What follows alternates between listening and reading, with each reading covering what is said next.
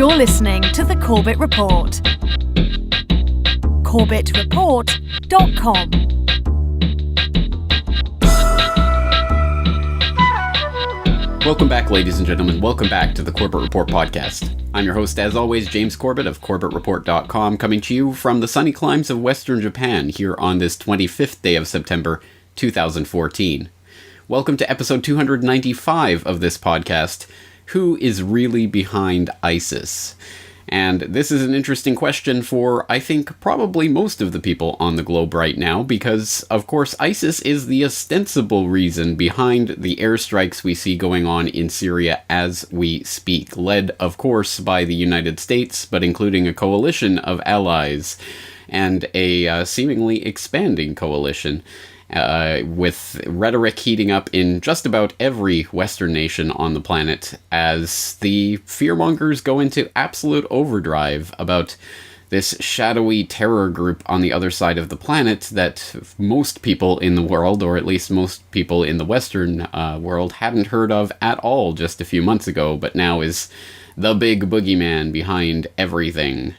So, it is in our best interest to find out what is really going on, and in good Corbett Report style, we're going to do so by really examining and drilling deeper than I think I've seen any of the other sources online going, in dredging up some pretty surprising details from the history of this group, this very shadowy organization that, it does not, it should not surprise anyone, I think, in the Corbett Report crowd.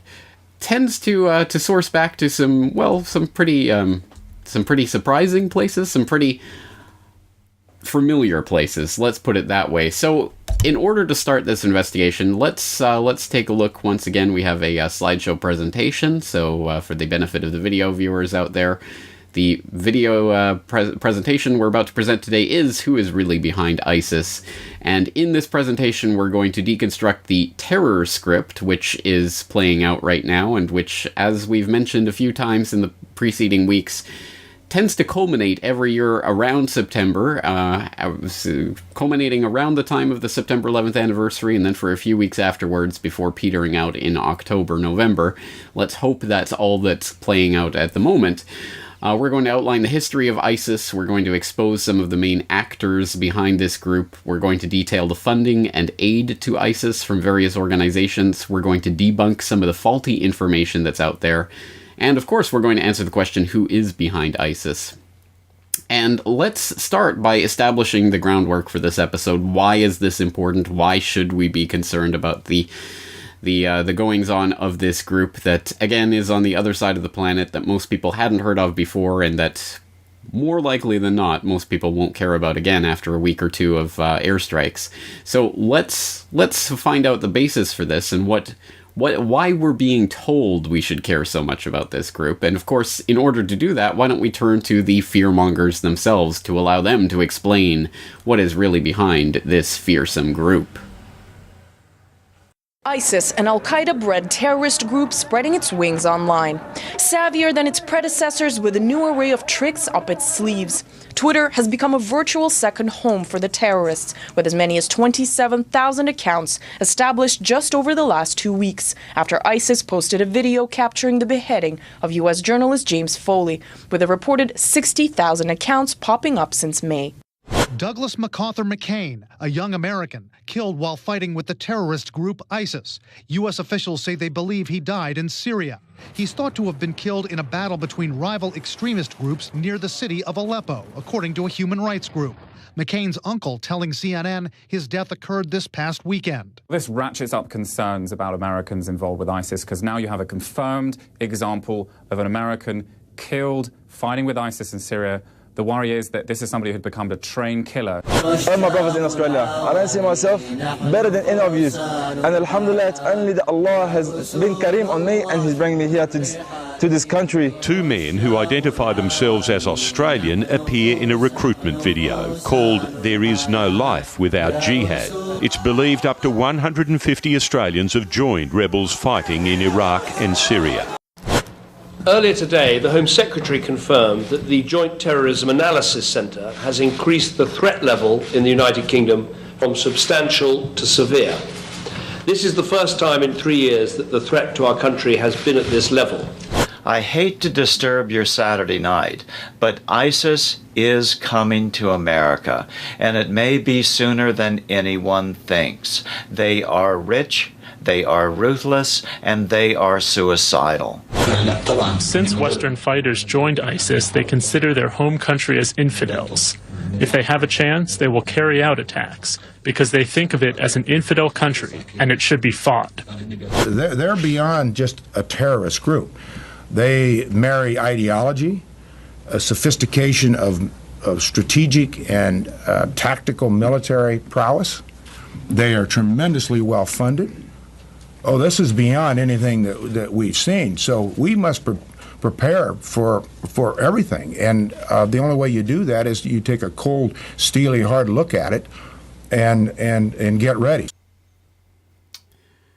Yes, as the usual gaggle of fearmongers in government and the mainstream media will no doubt tell you, yes, ISIS is coming and you better be afraid. In fact, the only thing you can do is take a cold, steely, hard look at it and get ready, because apparently there's really nothing that can be done to avoid whatever horrible, horrific 9/11-like attack they're planning on the U.S. heartland. Or so we're being told. But again, I think it behooves us to question this constant call for fear-mongering from the same fear-mongers who have, for years and years, ratcheted up these phony terror-level alerts to suit their geopolitical aims. And I think, once again, that's exactly what we see going on here. Rather than being scared of all of these foreign jihadis that are flocking to Syria and threatening to come back home to roost, I think we should probably be investing more of our time in understanding this threat, demasking the boogeyman, and showing who are the real terrorists in this situation. Something that's not very difficult to do, and again, can be done through an open source investigation, exactly like what is taking place, once again, on CorbettReport.com. So for those of you who don't know, earlier, I believe last month, I posted up an article, Who is ISIS? An open source investigation, which has so far accrued over 76 comments, where dozens of users from all around the world have joined in, accumulating information and amassing information on this group. A lot of the information I'm going to go through today sources from this article or from the comments in this article, so I would suggest you go and take a look at that. It's a valuable source of information. In fact, there's more information in there than I could possibly cram into one podcast episode, so it's definitely worth looking at and joining in the conversation. If you are a Corbett Report subscriber, of course, you can log in and leave your own comments on that article or any other post to the website. So let's start delving into this question of who is ISIS by first describing what is the Islamic State, which of course is now what ISIS is known as. Basically, of course, this group was created in Iraq by a Jordanian Sunni back in 1999. It was formerly the official Al-Qaeda franchise in Frankenstein franchise in Iraq. Since broken with Al-Qaeda ideologically, it is now a self-proclaimed caliphate, which was pronounced in late June of this year. And the caliphate itself, we'll come to that in a moment. The question of the name of this group is something that gets bandied about, and ISIS is often used as the short abbreviation in English, as it is being used in this presentation, but I don't think we should put very much focus, attention, energy, or interest into decoding that name specifically, because of course it is just an acronym of an English translation of one of the group's names. It is not particularly significant in and of itself, and in fact is just one of many, many, many, many names that this group has gone by over the years. You can go back to 1999, for example, to the original organization, which brought with it, of course, an Arabic name that I won't attempt to butcher here, whose acronym was JTJ, and whose English translation was the Organization of Monotheism and Jihad. It changed its name in 2004 to, again, another Arabic name that I won't do the disservice of trying to mispronounce, the Organization of Jihad's base in the country of the Two Rivers, although it became more commonly known as Al-Qaeda in Iraq, or AQI, around that time. And then in 2006, it became the Islamic State of Iraq. In 2013, it became either the Islamic State of Iraq and the Levant or Islamic State of Iraq and Al-Sham, aka ISIL and ISIS. And then in 2014, Islamic State. But again, all of these are anglicizations and acronyms of anglicizations at that, so these are not accurate reflections of anything that this group would be known by in the Middle East. And of course, there are, I suppose, Arabic equivalents of this. I understand that the Arabic equivalent of ISIS or ISIL would be Daesh or Daesh. I don't know how to pronounce that, but apparently that's a shortening of the Arabic version of the group's name that is somewhat pejorative, to the extent that apparently the group goes around persecuting those who use that term to refer to the group. So again, what's in a name? Not that much in the case of an organization like this, and also not so much in the case of the characters behind this organization, which we'll get into in a moment. First of all, a map, again, for those of you watching the video of this presentation, instead of listening to the audio, I have a map on the screen here. This is about the clearest map that I can find of what the Islamic State actually declares its caliphate extent to be. It's remarkably unclear of exactly what they're claiming to actually encompass, but it's something like this. And this map shows, of course, Syria and Iraq, and this shows about one-fifth, perhaps, of the landmass of Syria and Iraq covered in this black, indicating territory claimed by the Islamic State. From Aleppo in the west of Syria, stretching across the northeastern section of Syria, but not including the very northeastern tip of Syria, right to the Iraq border, and then across the Iraq border as far east as Tikrit, and then even further south of Baghdad. So that's the general area that's laid claim to, but to what extent that area is actually under the control of this group, etc., is, I think, remarkably unclear. I think this is somewhat aspirational, but at any rate, this is supposedly the area that the Islamic State has declared as the boundaries of its caliphate as of June of this year. So switching to the question of who is behind this group, some of the characters behind it. It was founded in 1999, as I say, by a Jordanian Sunni Muslim who went by the name of Abu Musab al-Zarqawi, although once again, I think what's in the name, not so much when it comes to any of these characters who populate this group. Once again, I think we have to keep in mind that the names of the various jihadis behind this, like most jihadis, they adopt nom de guerre, that is, war names. So these names are not necessarily their real names, and in fact, in most cases, are specifically not their real names. They are usually chosen for some sort of symbolic or historical or cultural value. So, for example, there's no need to scratch your head and wonder why so many of these people are named al-Baghdadi. It's because they are adopting a name that shows they're the Baghdadis, they're from Iraq, that kind of thing. So again, don't read too much into any of these names, and there are usually many, many, many other alias names that these people go by as well, so it gets extremely confusing, probably on purpose, I think, for a number of reasons. I mean, the terrorists may have their reasons for it. I think the people controlling the terrorists also have reasons for having extremely confusing ways of referring to these people, and multiple ways of referring, so that if one of their memes or ideas or stories gets out of control, they can spin them off as a completely different human being. Something that will come to sound strange, but we'll come to in a moment when we start actually examining these characters. So again, Abu Musab al-Zarqawi founded this group supposedly in 1999 in Iraq, a Sunni militant from Jordan. And he had what can only be described as a remarkable career that brought with it many lives, apparently. So, again, this all sources from mainstream reporting. And none of this is, just conspiracy reporting. This is all from mainstream news services and ABC and NBC and CBS and Reuters and all of those kinds of outlets. So, and they will all be linked up in the show notes, so you can go and read through all of these miraculous dealings of Zarqawi and his cohorts. But for example, back in 2003, it was reported that Zarqawi was killed in a bombing raid in Iraq. But in 2004, it was also reported that he was arrested in Fallujah. So apparently, miraculously resurrected from the dead and then arrested. And then in 2005, without reports in the meantime indicating how or when or why he was released from or escaped from custody in Fallujah, or how he was never arrested in Fallujah in the first place, he was arrested again in Bakuba.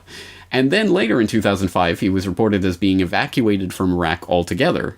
By whom and to where, I'm not exactly certain, but at any rate, he was evacuated from Iraq, supposedly. But then in 2005, he was reported as being killed in fighting in Iraq once again. And then in 2006, he was killed in fighting once again, and presumably for the last time this time. So, killed at least 3 times. Quite an amazing career, one would have to admit. And as crazy as all of these reportings are, and I think, again, this is just part of the modus operandi of this current instantiation of the war on the boogeyman, i.e. the war on terror, is that they will throw out a number of names, they will throw out a number of reports saying this person was killed here, this person was killed there. Sometimes those reports are quietly retracted later, sometimes they aren't, sometimes these characters just go on to keep fighting, even after being reported killed, like Zarqawi. But it gets even stranger. Back in 2006, the Washington Post published an article entitled "Military Plays Up Role of Zarqawi," in which they reported, quote, "The U.S. military is conducting a propaganda campaign to magnify the role of the leader of al-Qaeda in Iraq, according to internal military documents and officers familiar with the program," end quote. And that same article went on to say, quote, "One internal briefing produced by the U.S. military headquarters in Iraq said that Kimmett, one of the generals that oversaw this program, had concluded that the Zarqawi PSYOP program is the most successful information campaign to date," end quote. So these, once again, the Washington Post got its hands on internal briefing documents that the Pentagon was using to talk about al-Qaeda in Iraq and their propaganda campaign in Iraq. And these documents prove that the Pentagon was absolutely 100% self-consciously engaged in a PSYOP operation to make Zarqawi and al-Qaeda in Iraq seem more important than it was. And they have their own twisted internal logic that was reported on at the time as to why they wanted to do this and why they wanted to build up AQI in the minds of the Iraqi people and the people of the United States. And of course, I think, obviously, the main part of that was to keep the American people involved and interested in keeping their troops in harm's way there in Iraq, even long after Bush declared mission accomplished. Well, oh, look, there's al-Qaeda in Iraq. We have to be there. And there's this character, Zarqawi, that the military was involved in pumping up. So, again, this is just insane. It's insanity. The precursor of the current ISIS group, the leader was actually not a PSYOP creation per se, but at any rate, someone who was blown up specifically on purpose, made to seem more important than he was because of the Pentagon. And it gets even stranger than that when we look at the person who took over from Zarqawi after his final, supposedly reported death in 2006. Someone going by the name of Baghdadi. One of the many people going by the name of Baghdadi. This one, Abu Omar al-Baghdadi. But again, it's a nom de guerre. It's not his real name. Apparently, his real name is Hamid Dawood Mohammed Khalil al-Zawi. He's also known as Abu Abdullah al-Rashid al-Baghdadi and Abu Hamza al-Baghdadi. So I would not, again, put too much faith, stock, interest, or energy into parsing these various names, just to know that this is someone who is referred to as al-Baghdadi and who took over from al-Zarqawi as leader of what was at the time al-Qaeda in Iraq in 2006. He took over the group and, again, like Zarqawi, had a remarkable career that involved being reported as captured in 2007 and then killed in 2007 and then arrested in 2009. And then throughout that period of his arrest, or the period that we were supposed to be led to believe that he was under arrest, he was releasing recordings, obviously not from prison, but from wherever he really was, that were being identified and authenticated by the highly, highly suspect Site Institute, which probably bears a podcast all on its own. But they authenticated these recordings that were being released all of this time that he was reported as being arrested. And then in 2010, he was reported as being killed once again. So again, we have multiple reportings of captures and killings and arrests that don't seem to make any logical sense. But just as in the case of Zarqawi, in the case of Baghdadi, it becomes that much more strange when we find out that that the fictional ISI leader, Abu Omar al-Baghdadi, was identified as such by the U.S. Pentagon. Yes, once again, the U.S. military actually reported on how they believed Abu Omar al-Baghdadi didn't even exist. This comes from a Reuters article, well, of one of many sources, but we can source it to a Reuters article, Senior Qaeda Figure in Iraq, a Myth, says U.S. military, where they talk about a senior operative for al-Qaeda in Iraq who was in custody of the U.S. military and was being interrogated, and according to the testimony of this captured al-Qaeda in Iraq fighter, quote, "The Islamic State of Iraq is a front organization that masks the foreign influence and leadership within al-Qaeda in Iraq in an attempt to put an Iraqi face on the leadership of al-Qaeda in Iraq. U.S. military officials in recent weeks have been pressed to explain the link between al-Qaeda in Iraq and bin Laden's global network, given the military's heightened focus on al-Qaeda in Iraq as the biggest threat to the country. The military blames al-Qaeda in Iraq for most of the major bombings in Iraq, saying the group is trying to spark all-out civil war between majority Shiites and minority Sunni Arabs." All right, again, a very interesting, very bizarre report that again includes briefing slides from the Pentagon that show that the Pentagon itself calls Abu Omar al-Baghdadi the fictional ISI leader. So once again, the U.S. military didn't even believe this person existed, and this was from a 2007 report. So once again, throwing more sand into the water, more mud into the mix to make it even murkier, the U.S. military bumbles in. And it's, again, a question of what their ultimate aim in all of this is, but I think it is answered in that third paragraph where we learn about how the U.S. military is blaming al-Qaeda in Iraq for the instability in the country at that time, which included, of course, the bombing of the Golden Mosque, which is a false flag operation worthy of an entire subject, a podcast in and of itself, clearly related to the P2OG operations to stir up Islamic radicalism and terrorism by creating terrorist events. And that's ultimately what was happening. That was what was behind this, and that's what we can attribute these strange dealings with al-Qaeda in Iraq to. The fact that the U.S. military was pumping them up as a PSYOP operation, and then apparently revealing that PSYOP operation and saying, look, this guy's a fake, he's a myth. Very, very strange dealings going on. And again, remember, this is the precursor group to the group that is now referred to as IS or ISIS. So a very strange pedigree for this terrorist group with the fingerprints of the U.S. Pentagon and military all over it, as we shall see when we get into the next character in this list, this cavalcade of terrorist boogeymen. And the next one is also Baghdadi.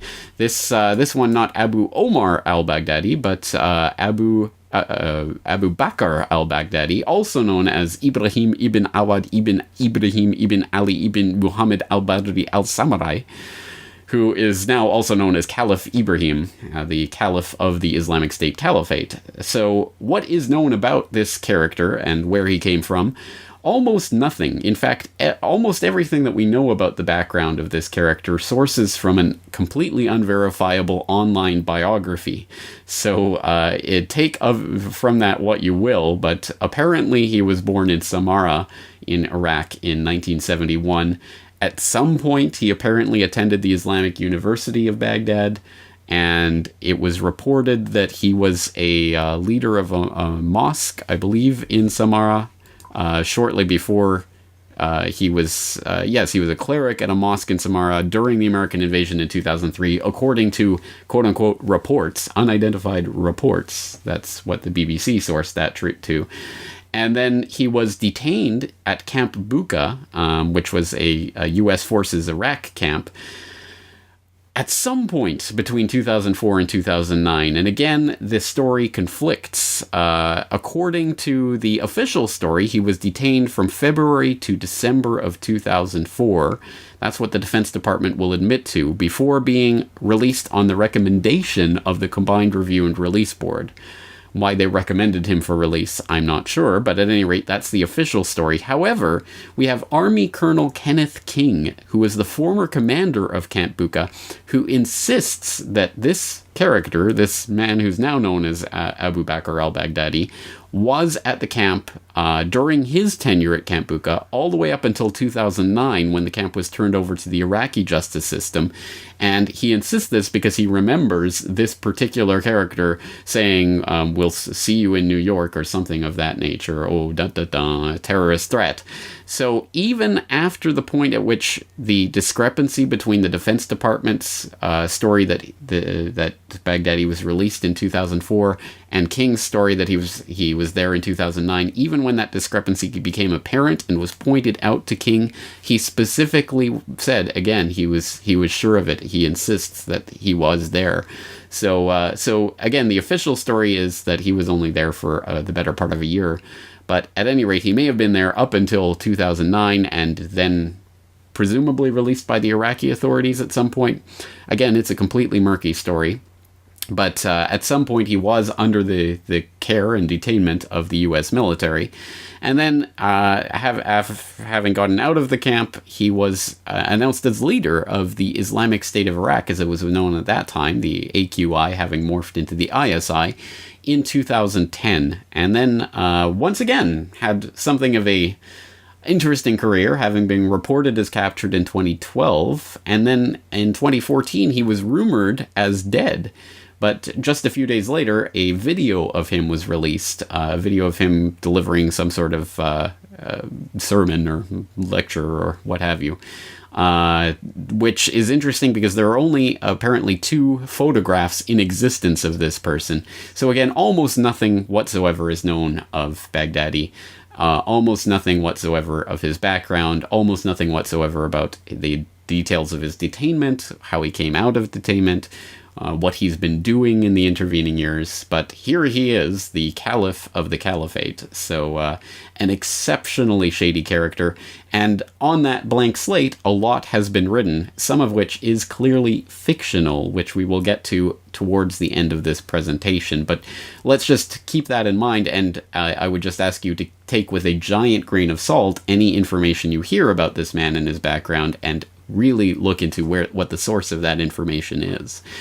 So that's some of the main characters behind this group, and as we turn our attention to what this group consists of in terms of its equipment, its ability, what can it actually do, we are told that the arsenal of jihad contained and wielded by that shadowy, deadly terrorist boogeyman group, it consists of 30 T-55 tanks, 10 T-72 tanks, Blackhawks, cargo planes, Humvees, Toyota trucks, AK-47s, M79s, RPG-6, RPG-7s, howitzers, field guns, AAC, Stinger manpads, Scud missiles, and a low-grade nuclear material of unknown origin, and a partridge in a pear tree.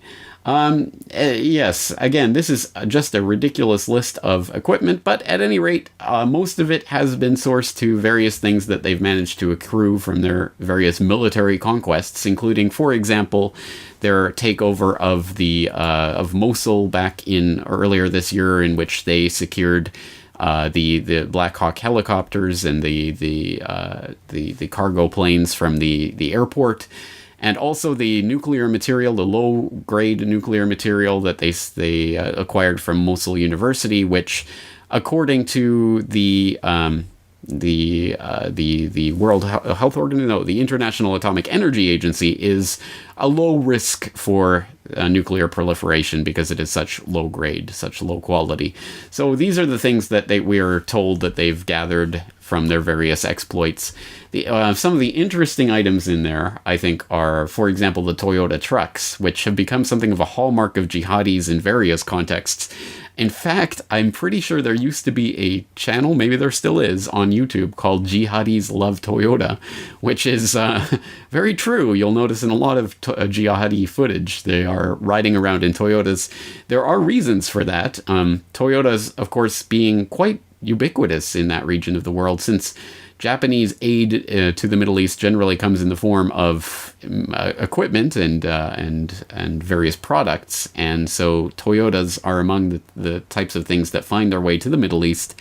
And because of their ubiquity, the parts and servicing for them are widely available, so they're quite useful for any group that wants to have sort of mobile access to the area, including the jihadis. And the Toyotas in possession of ISIS in particular seem to have come courtesy of, surprise, surprise, Uncle Sam. According to a report on truthandaction.org, which I'll link because I think it is very interesting and includes some audio footage about the Toyotas in the Middle East. But it also says that the wish list of the so-called moderate Syrians that was handed to the U.S. military back in or last year when the U.S. was handing out supplies, included Toyota Hiluxes, the Toyota trucks that are now in the possession of ISIS. So, surprise, surprise, you give to the moderates, and who ends up getting them? Well, the non-moderates, as if there were really any moderates there in the terrorist group trying to take over Syria in the first place. But that's what they have in their possession in terms of equipment. Where they actually get the money to do what they do, well, according to what we're being told, they've looted the Iraqi army. They acquired as much as $429 million from the Mosul Central Bank, which they took over earlier this year. They are extracting ransom money and extortion money from various governments throughout this time period. And they are selling oil from their northern Syria territories to the tune of as much as $2 million a day. Supposedly. So these are the places where they're supposedly financing what's going on. However, we could contrast that with some other information that we can acquire from different sources. For example, it's been widely and repeatedly reported throughout this entire conflict that private Gulf donors via Kuwait, and apparently the Kuwaiti financial system is specifically well set up for this type of financing, but at any rate, private Gulf donors have accounted for a lot of the money that has flowed into Syria to fund the various terrorist groups, including ISIS and the others that are there. And again, that's private donors, not necessarily the House of Saud or anything of that sort, but private donors from the Gulf who obviously have religious reasons for trying to support the Sunni Wahhabi jihadist Muslims. Arms and supplies from Libya via Turkey and Jordan. This comes from a number of sources, including James and Joanne Moriarty, who I, of course, interviewed earlier this year on the Corbett Report, talking about their startling testimony about what they saw when they were in Libya during the collapse. And, of course, the story there is that Benghazi was all about the gun running that was going on there. The ambassador was looking to blow the whistle. They took him out of the equation before he could do so.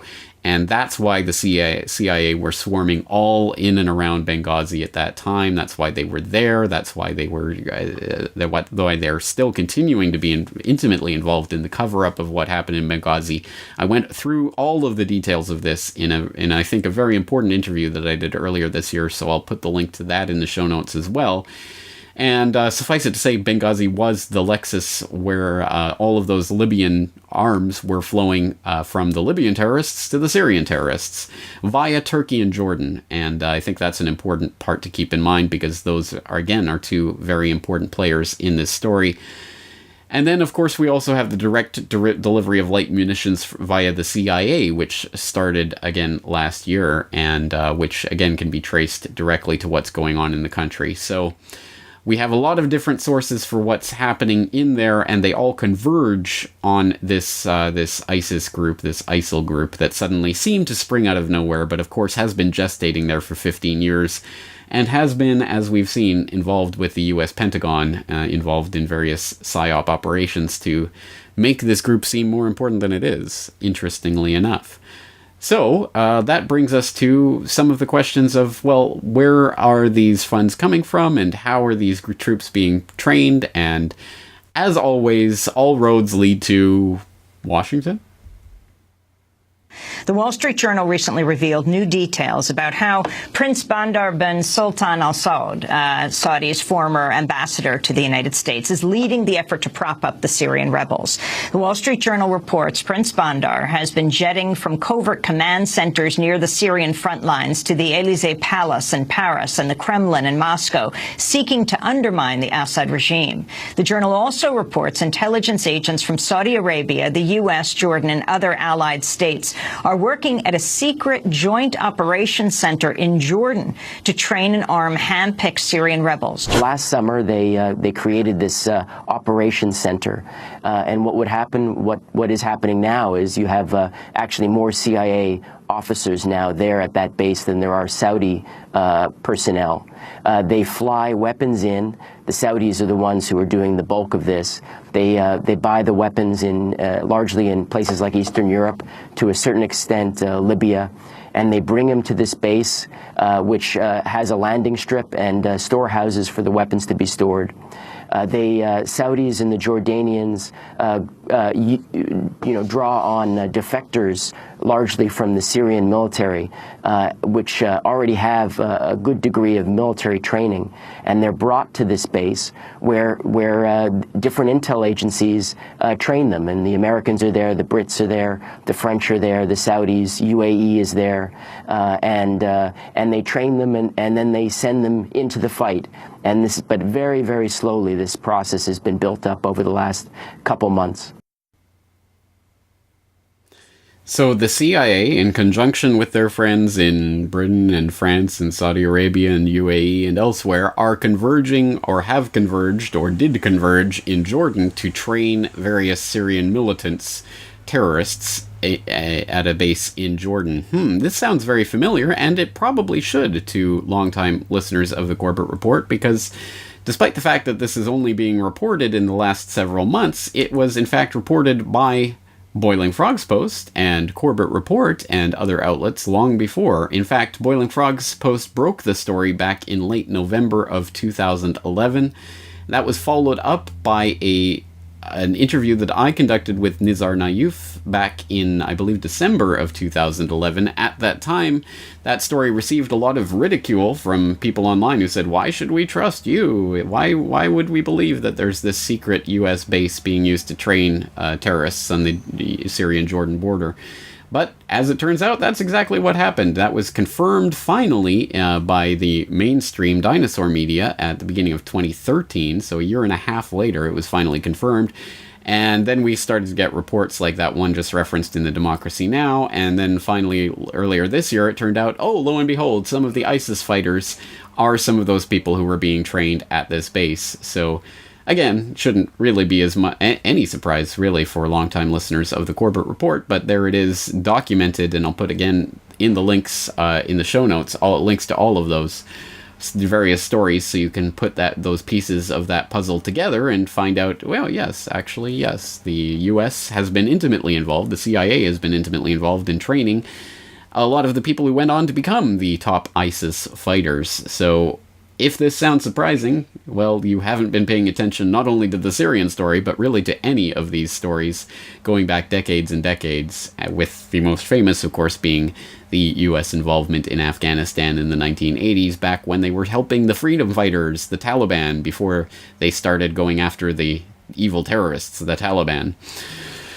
Unfortunately, a script we know all too well, and when it comes to arming, how these groups are armed and trained, it just continues. Syria, we backed, I believe, in some cases, some of the wrong people, and not in the right part of the Free Syrian Army, and that's a little confusing to people. So I've always maintained, and go back quite some time, that we were backing the wrong types. I think it's going to turn out maybe this weekend in a new special that Brett Baer is going to have Friday that's going to show some of those weapons from Benghazi ended up in the hands of ISIS. So we helped build ISIS. Now there's a danger there, and I'm with you. Oh, you're with us. Well, good. I'm glad you at least still admit that. Of course, that was I believe, a General McInerney. At any rate, the link will be in the show notes.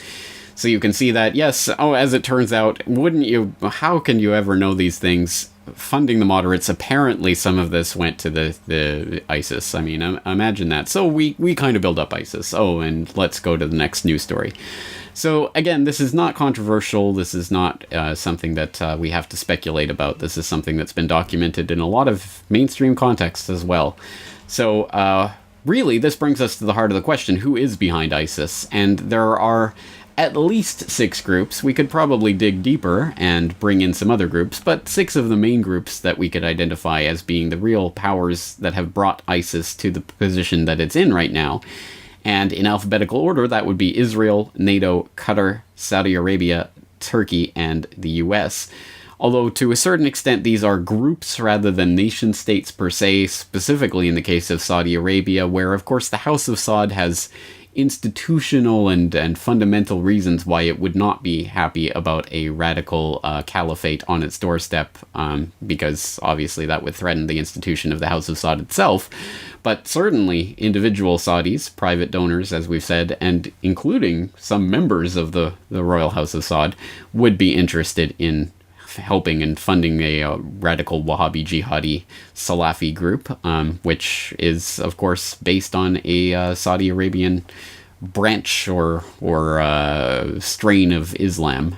So there are obviously there has been and continues to be a lot of arms and money that has come from Saudi Arabia for this conflict. Let's get into some of the other groups. For example, Turkey obviously has its fingerprints all over everything that's happening in Syria and has been since the inception. Turkey has a lot of different reasons for being involved that range from its constant quest to keep its neighbors fighting with each other and destabilized, using Islam as a weapon. Turkey is happy to do so. I think the Turkish leadership has no allegiance really to Islam, except for the fact that it's a useful political tool for the largely Islamic Turkish population, and also it can be used in fights like this to keep its neighbors destabilized and to keep Turkey an important foothold for Europe and NATO in the region. And I think that's one of the reasons. I think they're also obviously always looking to repress and find ways to stamp out their Kurdish population problem. So I think this is one extension of that. And we've seen, for example, the false flag recordings that were released with the high-ranking Turkish officials under Erdogan talking openly about how they wanted to stage an attack on Turkish targets in Syria in order to justify Turkish incursion into Syria, which of course brings with it the specter of NATO because of the mutual self-defense clause in the NATO articles, the treaty. So Turkey, a very, very menacing prospect player in all of this, and someone who has, again, been admittedly and documentably linked to the transfer of funds and arms to the terrorist groups in Syria. Qatar has a number of reasons, ranging again from religious to geopolitical, and we'll get more into the sort of pipeline politics that Qatar sees in all of this.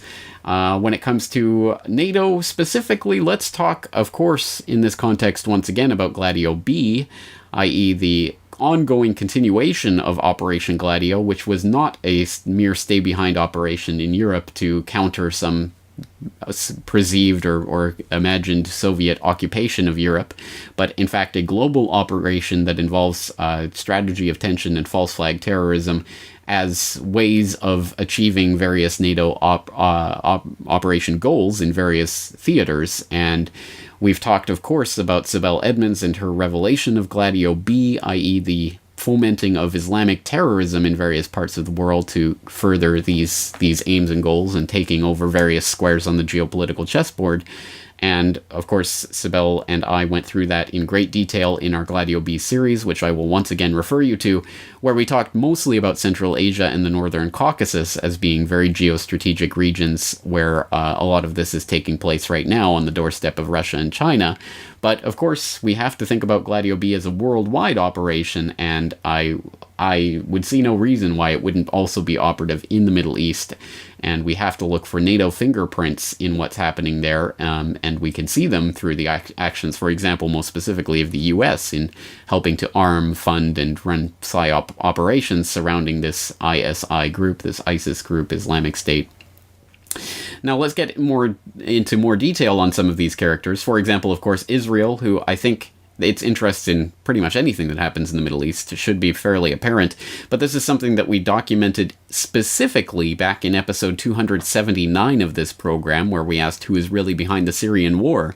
And if you haven't seen that episode, or if you haven't seen it in a while, I suggest you re-listen or re-watch it, because pretty much everything that's talked about in that episode is still relevant to what's going on in Syria today, as the U.S.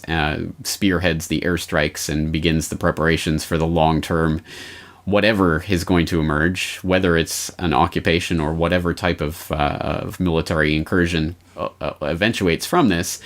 All of this, of course, continues to swirl around the same topics that we discussed back in that episode 279 of this podcast. And in that episode 279, in relation to General Clark's 7 countries in 5 years, or whatever that plan was that General Clark revealed, we talked specifically about a plan that General Clark did not talk about. That is the Greater Zionist Plan for a Middle East, and we documented some of that plan and how that plays into what's happening in Syria today. And Israel's designs on Iraq have been well known and well understood for a long time. But I think we have to see all of these invasions and overthrows and all of the destabilization in the Middle East in recent years as part of a grander Zionist project for reshaping the Middle East that we can say not only predates that 5-year plan that General Wesley Clark talks about, but predates it by decades at the very least, documentably and on the record. So let's take a look at part of that record. And we're going to take a look at an important document that you can find out more about at an article that was posted on globalresearch.ca in March of this year called Greater Israel, the Zionist Plan for the Middle East. And this talks about the Oded Yunon Plan, which was something that was developed in a document that was published in 1982 in the journal called Directions, that's published by the Department of Information for the World Zionist Organization. And this document was translated into English by the Association of Arab American University Graduates. So I will put the English translation in the links for the show notes for today's episode, so you can go and read this document for yourself directly. I think it's a very eye-opening document going back, again, well, actually 3 decades now, to Israel's bigger foreign policy and its plans for basically breaking and carving up the Middle East in order to institute this Greater Israel idea. And it lays this out in some detail, but let's just take a look at just the operative part of this document, talking about what the Israeli plans for Syria was in this World Zionist Organization document. And it says, quote, "The dissolution of Syria and Iraq later on into ethnically or religiously unique areas, such as in Lebanon, is Israel's primary target on the Eastern Front in the long run, while the dissolution of the military power of those states serves as the primary short-term target. Syria will fall apart, in accordance with its ethnic and religious structure, into several states, such as in present-day Lebanon, so that there will be a Shiite Alawi state along its coast, a Sunni state in the Aleppo area, another Sunni state in Damascus, hostile to its northern neighbor, and the Druzes, who will set up a state, maybe even in our Golan, and certainly in the Hauran and in northern Jordan. This state of affairs will be the guarantee for peace and security in the area in the long run, and that aim is already within our reach today." End quote. So Israel not only obviously has an interest and a stake in what's going on in its neighbor countries, but demonstrably on the record explicitly does have a plan for the greater Israel that they want to establish in the Middle East, and that will only come through the destabilization of its various neighbors through ethnic and racial and religious infighting. And that specifically, again, has been laid out not only, of course, with Iraq, but also with Syria. And we see that playing out today. So I think that at any rate, we've seen the plan and we've seen what's playing out, and we see a great accord between the two. So we would be fools not to investigate the connection between those two pieces of the puzzle. And another piece of this puzzle that cannot or should not be overlooked is something that we also mentioned in that episode 279, but we'll look at this from a different piece of media that I created.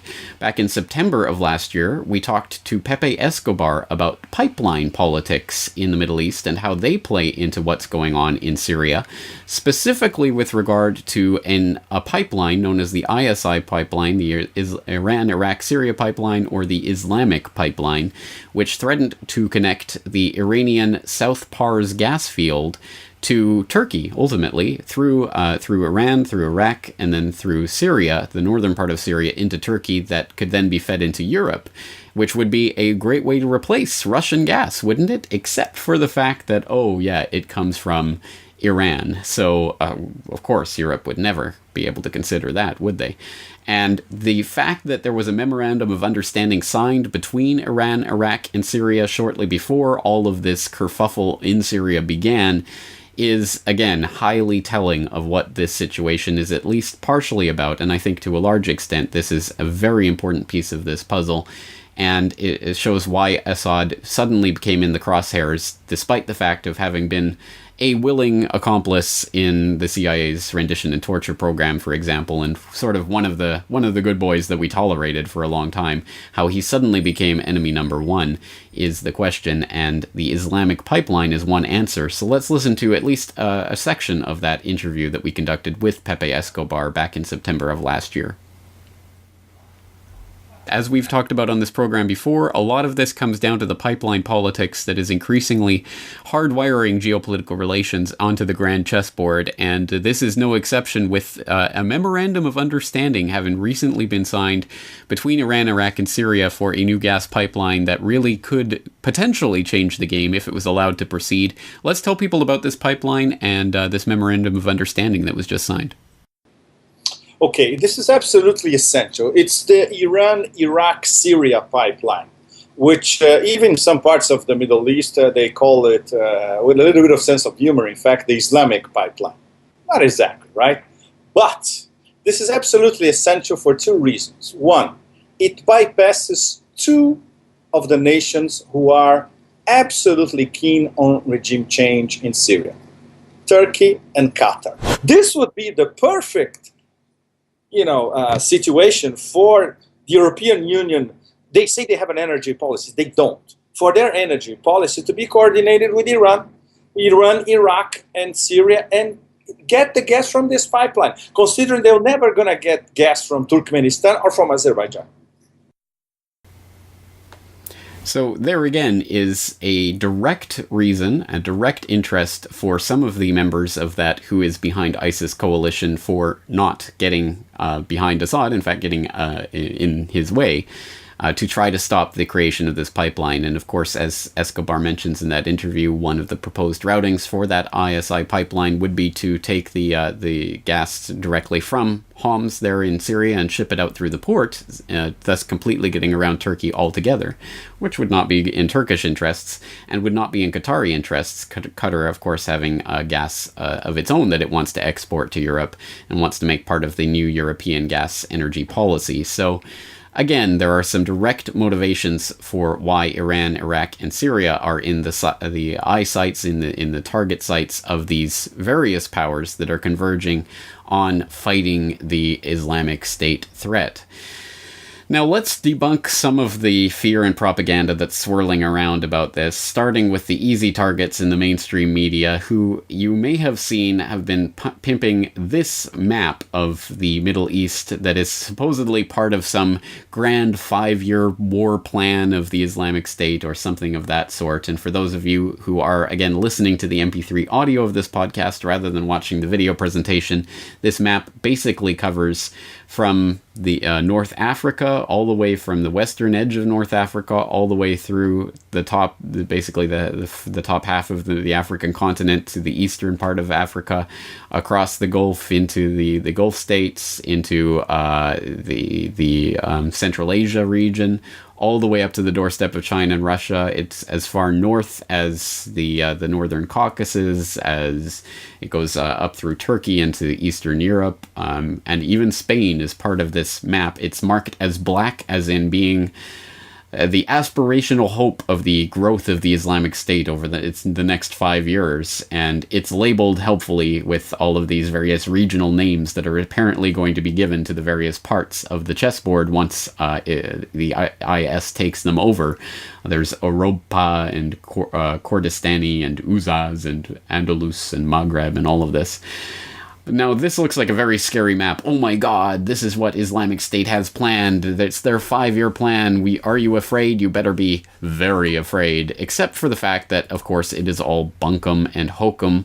And this has been displayed prominently all over NBC News and ABC News, and of course the Daily Mail. The Daily Fail has picked it up as well, and has asked people to cower in their boots about it. ISIS map reveals chilling 5-year plan for global domination, screams the Daily Mail Online's Twitter account. But the interesting part about this map is that even as ABC and NBC and others admit, it sources back to a Twitter account for the third position, which people might recognize as a neo-Nazi fascist organization. And ultimately, the map sources back, if you go all the way back, it sources to basically fans of the ISIS group who put this together as their, I guess, wet dream project, just basically saying this will belong to us. Yay. And it makes absolutely no sense geopolitically, in any sense. If you look at the map, it includes all sorts of areas of the map where even the Islamic areas of that map, they are completely the other different sorts of Islam that would not be compatible in any way with the Islamic State, that would have no interest or affinity to the people who are supposedly comprise the Islamic State, etc., etc. It's complete bunkum. It would literally be if I came out and painted half of the global map red and called this Corbetistan. It's my 5-year plan for global domination. And if NBC and ABC and everyone else picked it up, it would have as much reality as this map does. So if you've seen this map, please try to unsee it, because it means nothing, literally. Although it is interesting that the eastern section of this map in the Central Asia and South Asian region is labeled as Khorasan, which we will come to in a moment. But at any rate, this map is totally 100% made up and bogus and just meant to keep you afraid. The other debunking that we have to do is one that spread through the alternative media like wildfire earlier this summer, despite the fact that there was absolutely, completely nothing to it. It was completely made up out of whole cloth. It is the idea of that there was some secret Snowden document that revealed that Abu Bakr al-Baghdadi, the current leader of the Islamic State, Ibrahim Khalif, is in fact a Mossad agent, dun, dun, dun. And this was apparently proven by these documents.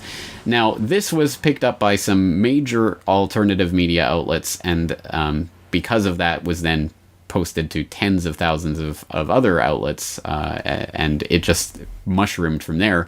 Every single one of them basically just sourcing some report, generally from the Gulf Arab press or something of that sort, and not really looking into it. Of course, they would always mention the fact that this source is from Snowden documents. New Snowden documents reveal. Of course, it would never ever link to those documents because they don't exist. There's been a lot of work put into trying to source where did this rumor actually start, and the earliest that can be found is a post on an Arabic website with a German domain name that posted an article that translates to Snowden, Abu Bakr al-Baghdadi, the result of a 3-nation intelligence operation cooperation.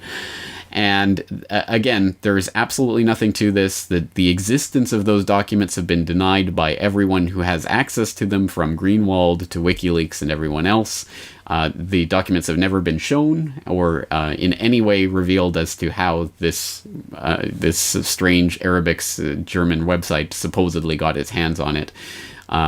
But again, this sources to absolutely nothing. It's from the ether. It's completely made up. And the most disappointing part is that the alternative media picked it up and started using it as absolute, concrete, 100% established fact, despite the fact that there was literally nothing sourcing it. There was nothing behind it.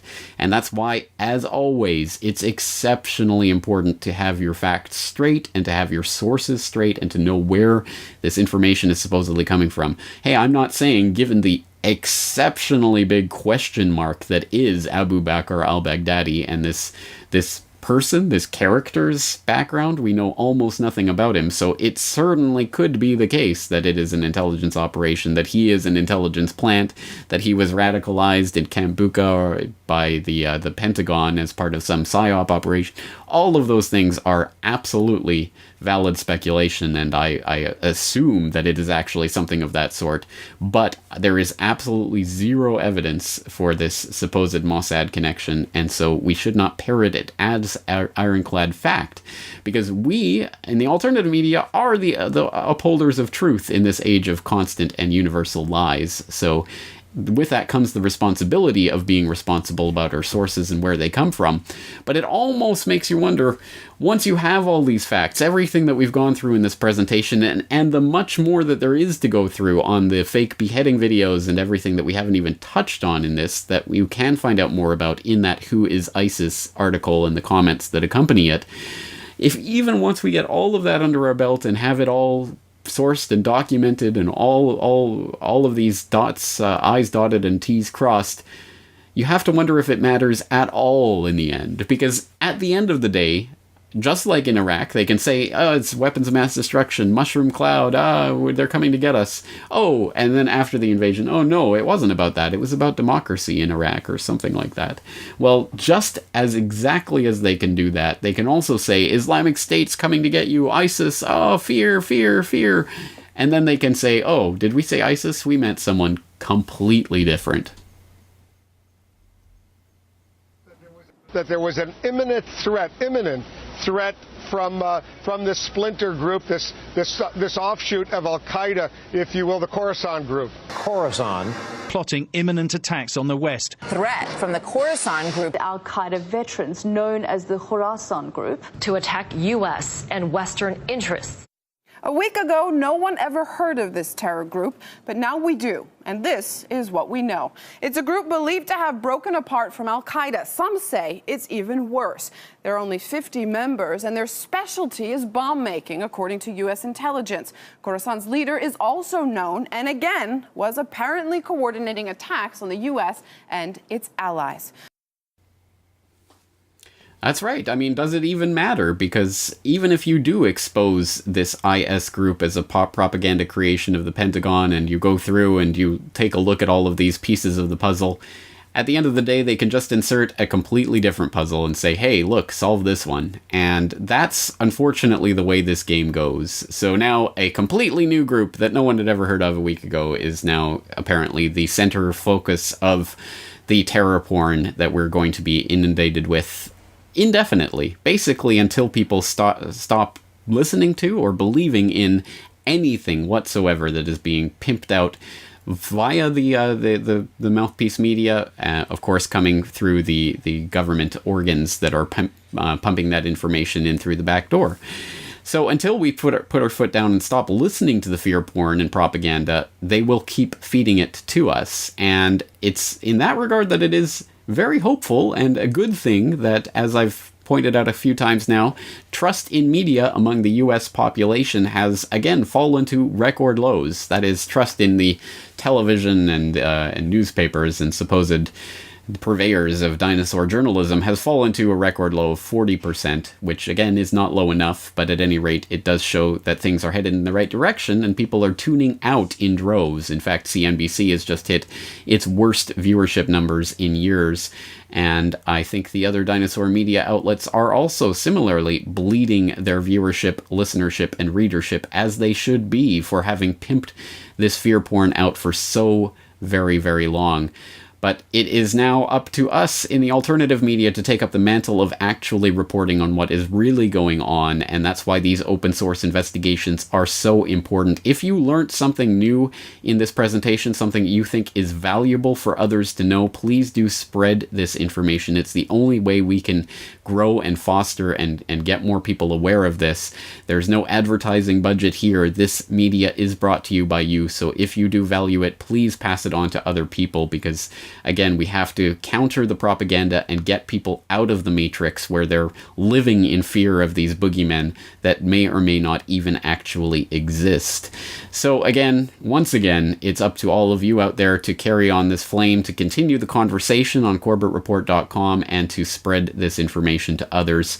Once again, if you do want to join that conversation or if you want to support this work, it is brought to you by you. I do rely on your support, so you can, of course, sign up for a membership at CorbettReport.com that helps to keep this media going and growing. And that's going to be it for this week. Once again, I do thank you for tuning in for this presentation, and I'm looking forward to talking to you all again very soon. And I grow tired of counting sheep, but soon the boogeyman will feed. He'll eat my fingers and my toes.